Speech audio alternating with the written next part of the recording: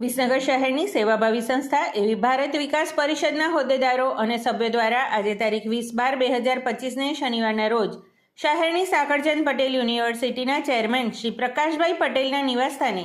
તેમનો જન્મદિવસ હોવાથી તેમની ખુશાલીમાં સહભાગી થવા અને શુભેચ્છાઓ પાઠવવામાં આવી હતી। જ્યારે પ્રકાશભાઈ પટેલ પોતે પણ ભારત વિકાસ પરિષદના ઉપપ્રમુખનો હોદ્દો સંભાળી રહ્યા છે અને શહેરમાં ભારત વિકાસ પરિષદ દ્વારા કોઈપણ સેવાકીય પ્રવૃત્તિઓ કરવાની હોય ત્યારે પ્રકાશભાઈ પટેલ હંમેશા તત્પર રહેતા હોય છે અને તેમનો મિલનસાર સ્વભાવ અને લાગણીસભર વ્યક્તિત્વને કારણે બહોળું મિત્રવર્ગ ધરાવે છે। આજે ભારત વિકાસ પરિષદના પ્રમુખ શ્રી જયેશભાઈ શુક્લ,